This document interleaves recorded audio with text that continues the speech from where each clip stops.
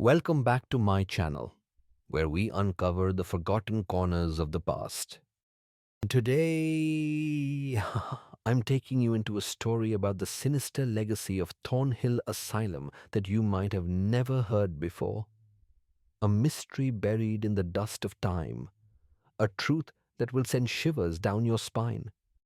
But before we embark on this journey, take a moment to let me know where are you listening to this story from. That helps me understand how far these secrets have traveled. And if this story truly captivates you, if it makes you ponder, don't hesitate to give me a like and subscribe to the channel to keep me going. Together, we'll explore the darkest pages of history, and you won't want to miss a thing. In the forgotten hollows of eastern Kentucky, where pine trees stand shoulder to shoulder like silent sentinels, and the wind carries secrets no one dares to remember. There once stood a building so feared that locals only referred to it in whispers. Thornhill. The name itself was a shadow, a chill that crept beneath the skin of anyone who heard it. For decades, it was little more than a rumor, a cautionary tale told to children who wandered too close to the woods. Yet, beneath the surface of legend, there was a truth. It was a truth so harrowing, so meticulously hidden, that even the bravest souls hesitated to look too closely. What happened within those stone walls? Why did so many children enter, only to vanish without a trace? And how could such darkness thrive, not in the distant past, but in the heart of a community that prided itself on faith and charity? These are the questions that echo through the ruins, questions that refuse to be silenced by time or by the willful blindness of those who once looked away. The story of Thornhill does not begin with a single act of cruelty, nor with a single villain. It begins with a promise of salvation, of order, of redemption for the so-called morally defective child. It begins in the spring of 1865, as the Civil War's final embers faded and a fractured nation searched desperately for meaning. In that moment of uncertainty, the Calderon family arrived in Kentucky, bringing with them a vision that would shape the fate of hundreds. To understand Thornhill, one must first understand the land that bore it. Kentucky in the late 19th century was a place of contradictions. The war had left scars both visible and invisible, burned-out farmsteads, empty cradles, and a population haunted by loss. The forests pressed in on every side, their silence broken only by the distant call of a whippoorwill or the lowing of cattle in the dusk. Roads were little more than muddy tracks, winding through hills that seemed to swallow sound and memory alike. It was a land of isolation, where communities clung to the old ways, faith, family, and the unspoken rules that governed who belonged and who did not. Outsiders were viewed with suspicion, and those who could not conform orphans. The disabled, children of mixed blood, were often left to fend for themselves. In this world, the promise of Thornhill was seductive, a place where lost children could be found, where broken souls could be mended, where the chaos of the post-war years could be tamed by discipline and prayer. But beneath the veneer of charity, there was a current of fear. The townsfolk spoke of Thornhill's founders with a mixture of awe and unease. The Calderons were not like other families. They arrived with money, with connections, and with a certainty that bordered on fanaticism. Their estate, built from gray Virginia stone and crowned with stained glass windows that caught the morning sun in blood red and gold, rose from the earth like a fortress. According to county records, the chapel was the first structure completed, its foundation laid before the dormitories. the kitchens, or the clinic. Some said it was a house of God. Others whispered that it was a house of silence. The silence was not accidental. It was designed, woven into the very architecture of Thornhill. The pews were arranged to amplify the sound of hymns, drowning out any noise that might rise from below.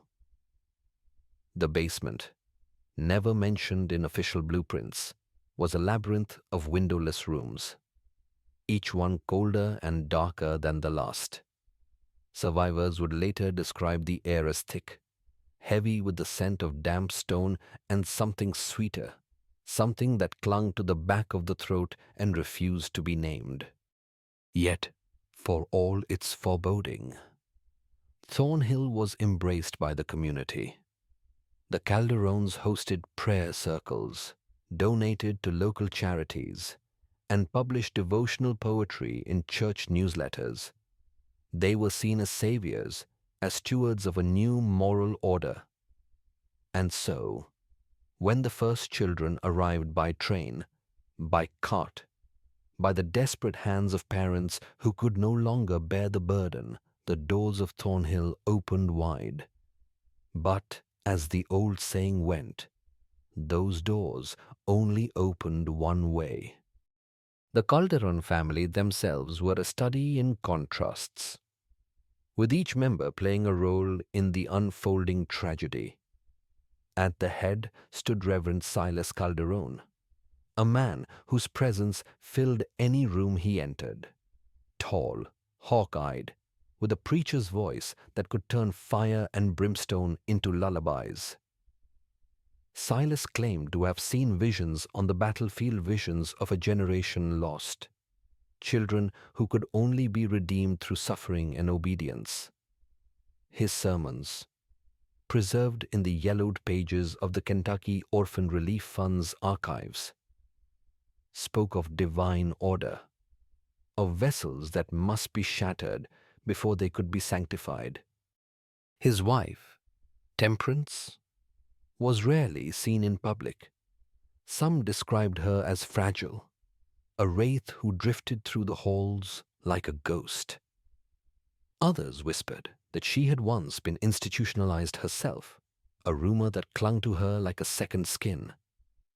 Their eldest son, Elias, was a licensed physician who had never practiced in any real hospital. Instead, he became Thornhill's in-house medical examiner, collecting anatomical texts and surgical tools with what others described as a morbid fascination. He spoke little, but when he did, it was often about cleansing the soul through physical recalibration, a phrase that would take on new and terrible meaning in the years to come. Josephine, the Calderon's only daughter, was the picture of piety and grace, soft-spoken, radiant.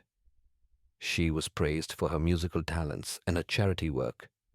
Yet, among the few who survived Thornhill, her name inspired terror. It was Josephine who played piano hymns during the nighttime sessions, her fingers dancing across the keys as children wept in the darkness. She told them that their cries were proof the devil was leaving them, that pain was the path to salvation. The twins, Nathaniel and Mercy, were 21 when Thornhill opened its doors. Nathaniel ran the daily operations, assigning rooms, directing staff, and monitoring new arrivals with a meticulousness that bordered on obsession. Mercy worked in the so-called reflection wing, a name that disguised its true purpose: isolation, starvation, and correctional confinement. She was known for her calm, almost clinical demeanor, her ability to reduce even the most defiant child to silence. And then there was Dr. Alban Calderon, Silas's brother, a defrocked neurologist from Baltimore, whose knowledge of 19th century brain mapping and cognitive obedience therapy would become the backbone of Thornhill's most infamous experiments. He was responsible for what survivors would later call the silent chamber, a place where the boundaries between science and cruelty dissolved. To the outside world, the Calderons were paragons of virtue. They wrapped themselves in religion, patriotism, and philanthropy, their every action calculated to inspire trust. But within the walls of Thornhill, a different reality took shape, a reality built on fear, on suffering, and on the unwavering belief that some children were born to be broken. The first signs of trouble were subtle, almost invisible to those who did not know where to look. A coal worker named Ellis Rowe made a delivery to the chapel in 1873. He reported hearing cries from beneath the floorboards. He told the sheriff, but within a week, he was found drowned in Mill Pond Lake, his mouth filled with gravel. The coroner ruled it a work accident. No one reported anything again for 18 years. Inside Thornhill, the children learned quickly that the basement was not to be spoken of. It was a story. They were told a fable to keep them obedient. But the screams were real, echoing through the stone corridors at night, mingling with the sound of Josephine's hymns. The staff, carefully selected and closely monitored, turned a blind eye to the bruises, the hollow stares, the sudden disappearances. Those who asked too many questions found themselves quietly replaced, or worse, institutionalized themselves. Yet, even in the heart of darkness, there were moments of resistance, small, flickering lights that refused to be extinguished. A nurse named Eleanor Witt, hired as a laundress in 1882, began to keep her own records, stitching names and injuries into the seams of hospital linens. A child named Delilah, just 8 years old, hid a journal inside a broken hymnal. Her words, a map of survival for those who would come after. These acts of defiance, though seemingly insignificant, would become the threads that unraveled Thornhill's carefully woven shroud of secrecy. The contrast between appearance and reality was stark on Sundays. The chapel was filled with sunlight, the stained glass casting halos of color across the pews. Silas preached of mercy and redemption, his voice warm and reassuring. Donors and clergymen toured the dormitories, admiring the clean beds and the well-fed children. But behind the altar, hidden by a velvet curtain and a false dais, a trapdoor led down into the penumbra, the edge of shadow, where the true work of Thornhill was done. It is here, in the interplay of light and darkness, of faith and fanaticism, that the story of Thornhill truly begins. For every act of kindness, there was a corresponding act of cruelty. For every promise of salvation, a sentence of suffering. The Calderons believed they were building a machine for moral correction, a sanctuary for the lost. But in their quest for order, they unleashed a chaos that would echo through generations. As the years passed, the number of missing children grew. Official records listed only a fraction of those who entered Thornhill's gates. The rest were lost to history, their names erased, their bodies unaccounted for. Some say their spirits still linger in the ruins, their voices carried on the wind that sweeps through the hollow. Others believe that the true legacy of Thornhill is not in the ghosts it left behind, but in the silence it imposed, a silence that, even now, is waiting to be broken. And so, the question remains, what price are we willing to pay for order? How far will we go to preserve the illusion of righteousness, even as the truth rots beneath our feet? In the story of Thornhill, there are no easy answers, only the uneasy certainty that sometimes the darkest places are those we build ourselves, brick by brick, prayer by prayer, in the name of salvation. The first true fracture in Thornhill's carefully constructed facade came not with a scream, but with a silence so profound it seemed to swallow the very air. It began on a rain-soaked evening, when a carriage arrived at the gates, its wheels caked with red Kentucky mud. Inside, a boy no older than 10 clung to a battered satchel, his eyes wide with the kind of fear that only children know. The staff greeted him with practiced warmth, their smiles rehearsed, their hands gentle as they led him inside. As the doors closed behind him, the boy's name was quietly erased from the ledger and replaced with a number. No one spoke of him again. That night, a low, keening sound drifted through the corridors, barely audible above the patter of rain on slate. It was not the sound of weeping, but something deeper, a note of despair that seemed to vibrate through the very bones of the building. In the morning, the boy's satchel was found in the laundry, its contents scattered: a wooden toy, a faded photograph, a letter never sent. The staff said nothing. The other children learned, in that moment, that questions were dangerous. From that day forward, Thornhill's routines took on a sharper edge. The daily roll calls became more precise, the punishments more creative. Children who hesitated at prayer were sent to the reflection wing, a place spoken of only in hushed tones. Meals grew smaller and colder. The air in the dormitories thickened with the sense of lie and fear. At night, the sound of footsteps echoed in the halls, measured, deliberate, always stopping just outside the doors. It was during these long, sleepless nights that the first rumors began to circulate.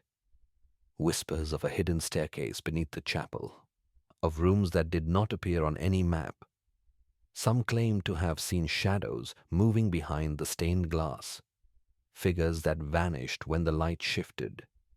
Others spoke of a woman in white, her face obscured, who left water and bandages by the beds of the sickest children. No one knew her name. No one dared to ask. For their part, the staff maintained an air of unshakable composure. They moved through the halls with the confidence of those who believed themselves untouchable. Yet, even among them, there were cracks. A nurse was seen weeping in the garden, her hands stained with iodine. One cook refused to enter the basement after dark. The groundskeeper, once jovial, grew silent and withdrawn. His eyes darted to the chapel whenever thunder rolled across the hills. It was not long before the outside world began to take notice. A visiting inspector, sent by the state to review Thornhill's accounts, remarked on the unusual number of involuntary placements and the lack of discharge records. His report, filed in triplicate, soon vanished without a trace. A local priest, troubled by the stories he heard in confession, attempted to arrange a visit. He was politely turned away, told that the children were undergoing spiritual realignment and could not be disturbed. Yet, for all the secrecy, evidence of something amiss continued to surface. A blood-stained ribbon found in the garden, a page torn from a hymnal, scrawled with a child's trembling hand. If you find this, I am not. Market women crossed themselves when passing the gates. The blacksmith's wife, once a regular donor, withdrew her support, citing them as unsettling rumors. Still, the carriages came, bearing new arrivals, each one greeted with the same practiced smile, the same quiet erasure. As the months passed, The atmosphere within Thornhill grew taut, stretched thin by the weight of unspoken truths. The children, once noisy and unruly, became shadows of themselves, silent, watchful, quick to obey. The staff, too, seemed changed. Their laughter, when it came, was brittle, edged with something like desperation. The walls, always cold, now seemed to pulse with a life of their own, as if the building itself were holding its breath.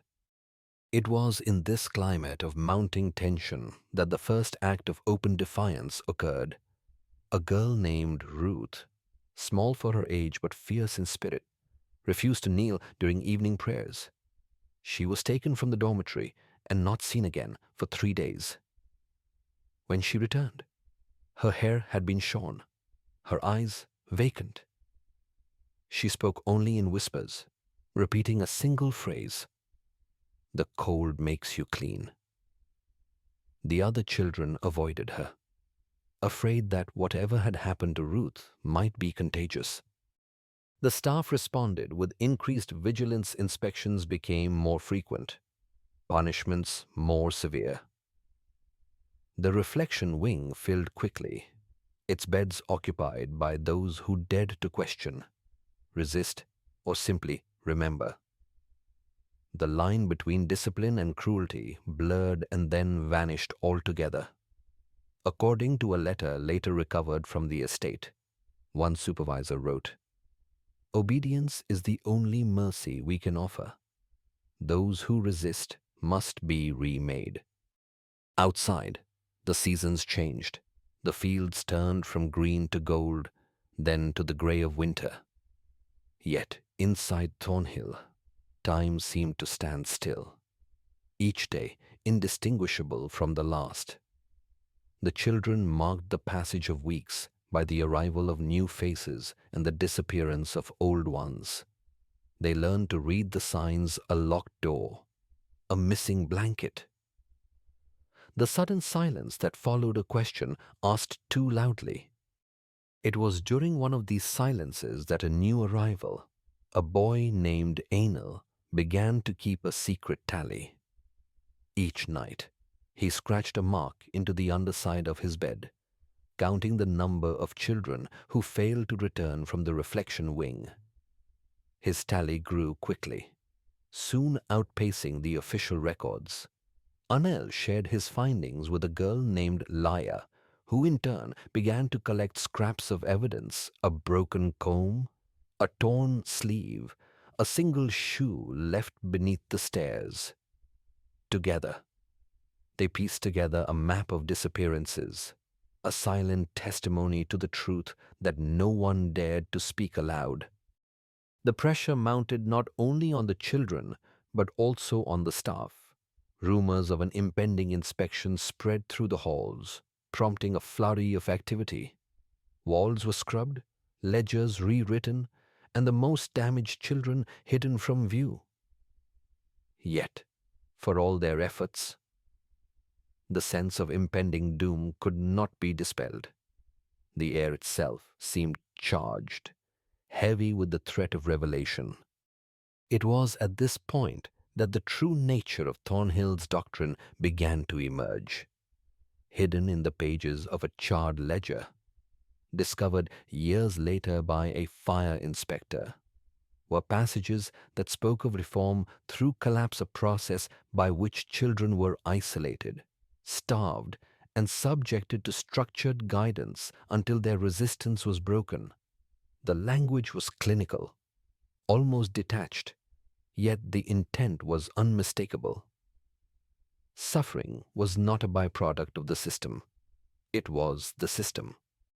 The staff, indoctrinated by years of repetition, saw themselves as instruments of a higher purpose.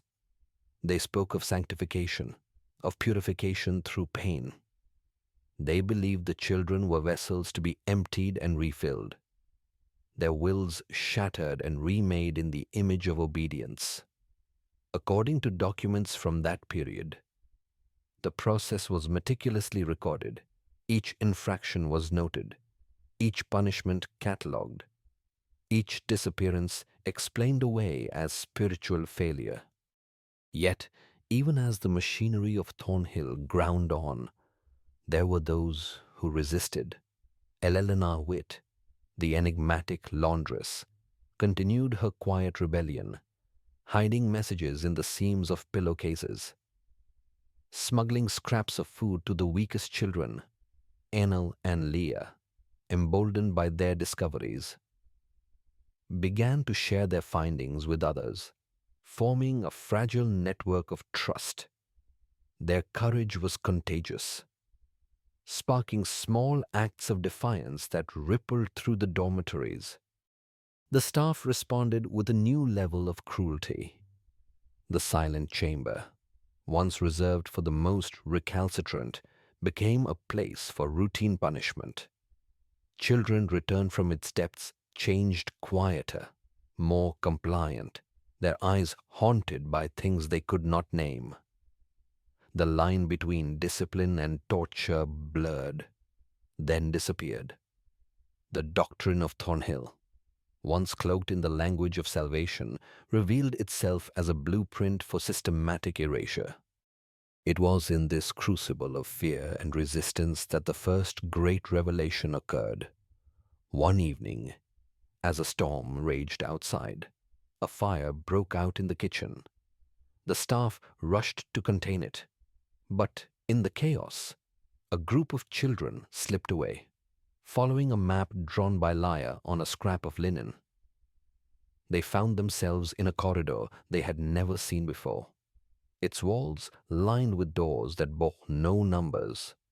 At the end of the hall, they discovered a room filled with ledgers, each one meticulously kept, each page a record of a child's arrival and, more often than not, their disappearance.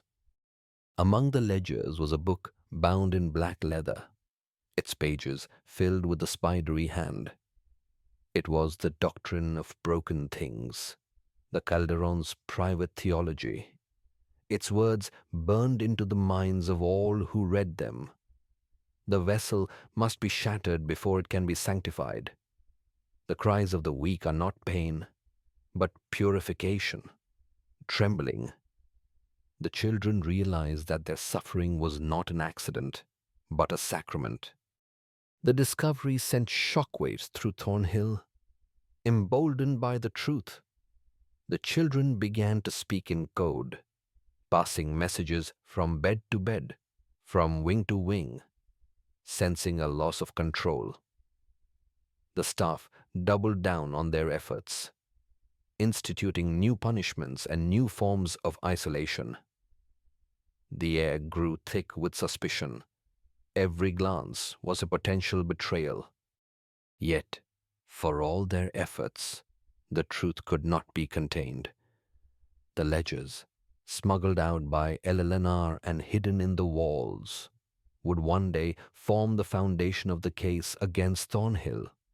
The doctrine of broken things, once a secret creed, was now a weapon in the hands of those it sought to destroy. As the storm outside subsided, a new storm gathered within the walls. Once silent, the children now carried the seeds of rebellion. Once confident, the staff now moved with a new wariness, their authority undermined by the very doctrine they had used to justify their actions. The balance of power had shifted, and with it, the fate of Thornhill. In the days that followed, the atmosphere within the asylum became electric, charged with the possibility of change. Armed with knowledge, the children began to test the boundaries of their captivity. Small acts of defiance multiplied: a door left ajar, a meal refused, a hymn sung off key. The staff, desperate to reassert control, responded with escalating violence.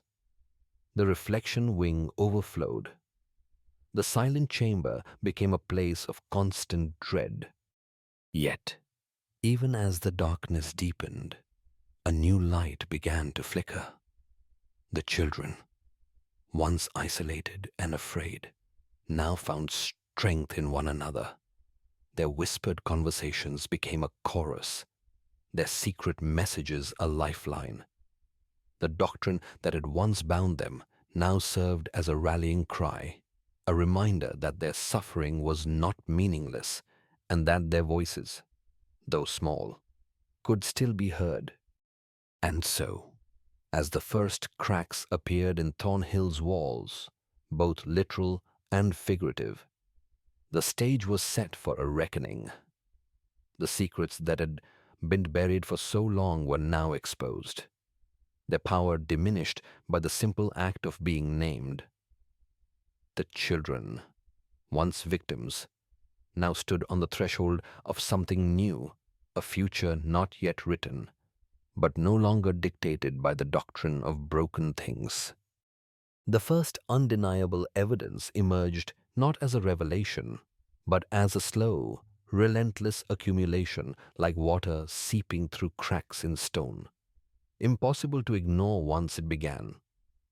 It started with a single object, a child's shoe, impossibly small, was discovered by a groundskeeper beneath a loose floorboard in the north wing. The leather was stained, the laces knotted with a trembling hand. Inside, a slip of paper, folded and refolded until the creases threatened to tear it apart, bore a name written in faded ink. It was not a name found in any official register. Soon, more artifacts surfaced. A ribbon, still sticky with dried blood, was tucked behind a loose brick in the laundry. A hymnal, its pages swollen with age, concealed a series of frantic notes, each line a fragment of a child's world, each word a plea for remembrance. In the reflection of a broken mirror, a message scratched so faintly it could only be seen at dusk. "We are still here." Forensic reports, decades later, would confirm the presence of human remains in the soil beneath the chapel bone fragments, teeth, and the unmistakable imprint of shackles in the clay. But the most damning evidence came in the form of records, meticulously kept and hidden in places only desperation could have inspired. Ledgers surfaced, their pages yellowed and brittle, listing arrivals and departures that never matched. The numbers told a story of their own 100 entered, but only a fraction ever left. Testimony from the period records, preserved in the archives of the Kentucky Historical Society, described the arrival of children whose names vanished from all subsequent documentation. The pattern was too precise, too deliberate, to be dismissed as clerical error. Witnesses, too, began to speak. An elderly woman, her hands trembling as she recounted memories long suppressed, described a room with no windows and a chair bolted to the floor. A former staff member, his voice hollow with regret, recalled the sound of chains dragged across stone and the smell of chemicals that lingered long after the doors were sealed. Their stories, once dismissed as the ramblings of the traumatized, now found validation in the physical evidence unearthed by investigators. The weight of proof became impossible to deny. The walls themselves seemed to confess, their cracks and stains aligning with the hidden architecture revealed by the ground-penetrating radar. In the east wing, beneath layers of paint and plaster, investigators uncovered a series of symbols stitched into the very fabric of the building, each one corresponding to a name, a date, a disappearance. The silence that had protected Thornhill for so long was finally broken, not by accusation, but by the irrefutable language of evidence. As the investigation deepened, the true scale of the horror began to emerge. The ledgers, the artifacts, and the testimonies all pointed to a system designed not for care, but for erasure. The doctrine that had justified so much suffering was laid bare, its words now serving as a litany of condemnation. The children's voices, once lost in the darkness, now echoed through the halls, undeniable and unforgotten. It was in this atmosphere of revelation that the first confessions came. They were not offered freely, but wrenched from those who had long hidden behind ritual and routine. A former supervisor, confronted with the evidence, broke down in tears. His words tumbled out in a torrent of guilt and fear. He spoke of orders given in the name of salvation and of punishments meted out with a cold detachment that haunted his dreams. "We believed we were saving them," he whispered, "but we were only saving ourselves from the truth." Other staff members, faced with mounting proof, could no longer maintain the fiction. One by one, they described the rituals of discipline, the isolation, the experiments conducted in the name of reform. Their confessions were marked by a strange mixture of relief and horror, as if, in speaking the truth, they were both unburdened and condemned at once. The language of doctrine, once so powerful, now rang hollow in the face of suffering made real. But the most devastating revelations came from the survivors themselves. Their testimonies, recorded in trembling voices, painted a picture of a world where hope was a dangerous thing. They spoke of nights spent in darkness, of songs sung to drown out the screams, of friendships forged in silence and broken by betrayal. One survivor, her eyes fixed on a distant memory, described the moment she realized she was not alone, that others, too, carried the scars of Thornhill, invisible but indelible. The confessions did not bring closure. Instead, they opened new wounds, exposing the depth of the trauma inflicted and the complicity of those who had looked away. The community, once so eager to believe in the promise of redemption, now faced the reality of its own silence. The contrast between the image of Thornhill as a sanctuary and the reality of its cruelty became impossible to ignore. Legal proceedings followed, slow and halting, as the machinery of justice struggled to reckon with crimes so carefully concealed. Grand juries convened, their members confronted with evidence that defied denial. Indictments were handed down, though many of those responsible had long since vanished or died. The institution itself was dissolved, its assets seized, its name stricken from official records. Yet the stain remained, a shadow that could not be erased by legal decree. The community, too, was forced to confront its role. Public meetings grew heated, accusations flying between those who had suspected and those who had refused to see.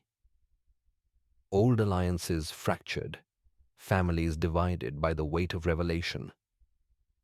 The churches that had once blessed Thornhill now offered prayers for the lost, their hymns tinged with sorrow and regret.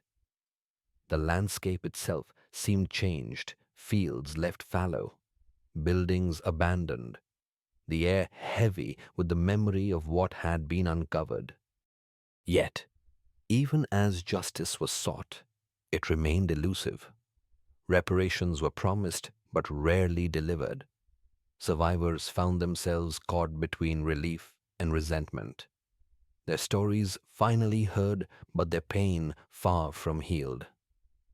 The law could punish the guilty, but it could never restore what had been taken. The contrast between the promise of justice and the reality of its limitations became a new source of anguish. a reminder that some wounds do not close. In the aftermath, the world outside Thornhill looked on with a mixture of horror and fascination. Newspapers carried lurid headlines, their stories feeding a public hungry for scandal. Yet, beneath the surface, a quieter reckoning unfolded, a recognition that the darkness exposed at Thornhill was not unique, but part of a larger pattern. The silence that had protected the institution for so long was not an anomaly, but a reflection of a society willing to look away. As the dust settled, the legacy of Thornhill remained unresolved.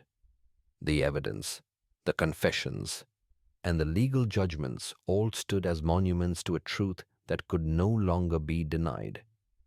Yet, for those who had lived through it, the real consequences were measured not in verdicts or headlines, but in the quiet moments when memory returned unbidden.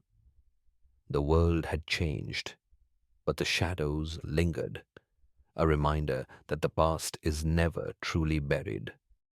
The collapse of Thornhill was not a single-day cataclysmic event, but a slow, inexorable unraveling, a process that began the moment the first truth was spoken aloud and continued long after the last stone had fallen. The once imposing structure, which had stood for decades as a symbol of order and salvation, now lay in ruins, its walls battered by storms and neglect, its windows shattered, its doors hanging open like broken promises. The grounds, once meticulously maintained, were overtaken by wild grass and brambles, with nature reclaiming what had been stolen from it. The air, once thick with the scent of lie and fear, now carried only the musty breath of decay and the faint, metallic tang of old sorrow. But the true collapse was measured not in the decay of stone and timber, but in the lives forever altered by what had been revealed. The community, forced to confront the reality of what had festered in its midst, found itself fractured in ways that could not be mended by time or apology. Old alliances dissolved in the acid of suspicion and regret. Neighbors who had once shared pews now crossed the street to avoid each other's gaze. Their conversations stilted, their laughter hollow. The churches that had blessed Thornhill's mission now rang their bells in mourning, their hymns echoing with the sorrow that could not be sung away. Official records state that the land was sold to a coal syndicate, the buildings left to rot, and the name Thornhill quietly erased from county ledgers. But the stain remained, indelible and unyielding, for years. No one dared to walk the overgrown paths or linger near the crumbling chapel. Children invented new stories to explain the shadows that lingered at the edge of the woods, but the adults knew better. They carried the weight of what had been revealed, a burden that pressed down on every gathering and every whispered conversation. The silence that had once protected the guilty now became a shroud for the innocent, a barrier that kept the community from healing. Some tried to rebuild, to plant new seeds in the scorched earth. A few families left, seeking a fresh start in distant towns. Their departure was marked by hurried goodbyes and the unspoken hope that distance would bring forgetfulness.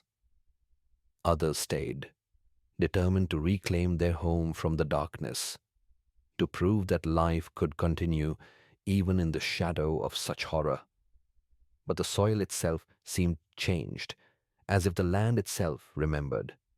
Crops failed, wells ran dry, and the wind carried with it a chill that no fire could dispel. The community's attempt at renewal was haunted by the knowledge that some wounds do not heal, that some histories cannot be rewritten. For the survivors, the collapse was both an ending and a beginning. Freed from the walls that had confined them, they faced a world that did not know how to receive them. Some found solace in silence, their stories locked away behind eyes that had seen too much. Others spoke, their voices trembling but insistent, determined to bear witness. A few, emboldened by the reckoning, became advocates for those still trapped in the shadows of other institutions. But all carried the mark of Thornhill, a scar invisible to the world, but felt in every heartbeat, every nightmare, and every moment of doubt. As the years passed, the ruins of Thornhill became a place of uneasy pilgrimage. Historians, journalists, and the curious made their way through the tangled undergrowth, searching for answers among the debris. They found remnants, a rusted chair bolted to the floor, scraps of linen stitched with names, a child's drawing hidden beneath a loose floorboard. Each artifact was a fragment of a larger story, a piece of evidence that refused to be silenced. Forensic teams, years later, would discover anomalies in the soil, rectangular depressions, charred beams, and the faint trace of chemicals that lingered long after the fires had burned out. The land itself became a witness, its scars a silent testimony to what had transpired. Yet, for every secret unearthed, new questions arose. The fate of many children remained unknown, their names lost to time and the deliberate erasures of the past. Some believed that the land itself held more graves than had ever been acknowledged, that the earth was heavy with the weight of unmarked sorrow. Oral histories, collected by patient social workers and determined researchers, revealed a tapestry of trauma and resilience, a testament to the enduring power of memory. Survivors, scattered across the country, carried with them memories that shaped their lives in ways both seen and unseen. Some bore physical scars, faint lines on wrists, a sensitivity to light, a startle at the sound of church bells. Others carried wounds that could not be mapped, their pain surfacing in dreams, in sudden silences, in the way they flinched from kindness. Among the most haunting discoveries were the artifacts left behind by those who had tried to resist. The satchel of Eleanor Witt, found decades later behind a false wall, contained a list of names, a broken locket, and a final plea. Please remember us. Delilah's journal, its pages warped by time, offered a child's perspective on a world gone mad, a record of hope and terror, of small acts of defiance in the face of overwhelming cruelty. These relics, preserved in archives and museums, became touchstones for a new generation seeking to understand the darkness that had once been hidden in plain sight. But not all secrets yielded to investigation. Some rooms remained sealed, their contents lost to fire or deliberate destruction. Some names, stitched in red thread or scratched into stone, could not be matched with any record. The full extent of what happened within Thornhill's walls may never be known. The silence that once protected the guilty now shielded the truth, leaving behind a legacy of unanswered questions and unresolved grief. Even the most diligent researchers, armed with ground-penetrating radar and the latest forensic techniques, found themselves stymied by the sheer scale of what had been concealed. In the end, the story of Thornhill is not just a tale of horror, but a meditation on the nature of justice, memory, and the human capacity for both cruelty and compassion. Historians note that the institution's downfall did not bring the closure many had hoped for. The law punished a few, but the system that allowed Thornhill to exist remained largely intact, with its roots running deep into the fabric of society. The survivors, though acknowledged, were never truly made whole. The community, though changed, could not escape the shadow of what had been revealed. And so, The ruins endure a warning and a witness, a place where the past refuses to stay buried. The wind that moves through the empty halls carries with it the echoes of voices long silenced, a reminder that the cost of forgetting is always paid in suffering. The artifacts, the testimonies, and the scars, these are the evidence that remains, proof that even the darkest secrets cannot remain hidden forever. Yet, as the years stretch on, a question lingers. What does it mean to remember? Is memory itself a form of justice, or merely another kind of burden? Can the act of bearing witness redeem a history built on silence? Or does it simply ensure that the pain endures? The story of Thornhill offers no easy answers, only the uneasy certainty that the line between good and evil is drawn not in stone, but in the choices we make, the truths we choose to see, and the silences we allow to stand. Perhaps the greatest warning lies not in the horrors that were uncovered, but in the ease with which they were hidden. The contrast between the image of Thornhill as a sanctuary and the reality of its cruelty is a lesson written in blood and stone. It is a reminder that evil does not always wear a monstrous face. Sometimes it comes dressed in the language of salvation, in the rituals of care, in the trust we place in those who claim to know what is best. As the last light fades from the broken windows and the shadows reclaim the ruins, the story of Thornhill endures not as a closed chapter, but as a question left hanging in the air. Who will remember the names stitched in red? Who will listen for the voices that still echo in the dark? And, most haunting of all, what other secrets lie waiting just beyond the reach of memory, in the silent places we have yet to look? For those who walk these grounds today, the sense of unease is palpable.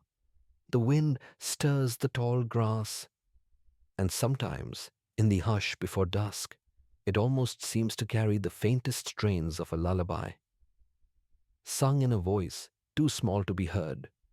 Visitors leave tokens, flower, stones, scraps of ribbon at the foot of the ruined chapel, gestures of remembrance for those whose stories were nearly lost. Some say they have seen shadows moving among the trees, or felt a sudden chill as they passed the old foundation stones. Whether these are tricks of the mind or echoes of the past, no one can say for certain. What is certain is that Thornhill's legacy endures, not only in the records and relics, but in the questions it forces us to ask about ourselves. How many other places like it have been allowed to exist, hidden behind walls of silence and respectability? How many voices have been lost because it was easier not to listen? The story of Thornhill is a mirror held up to a society that would rather forget than confront its own capacity for darkness. In the end, perhaps the only justice left is memory itself, a fragile, flickering light in the vastness of forgetting. To remember is to resist the erasure of suffering, to honor the courage of those who spoke when silence was safer.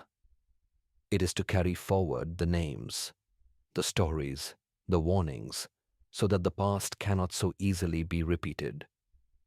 And so, as the shadows lengthen and the night draws in, the story of Thornhill remains unfinished, a question and a warning, echoing in the silence for anyone willing to listen.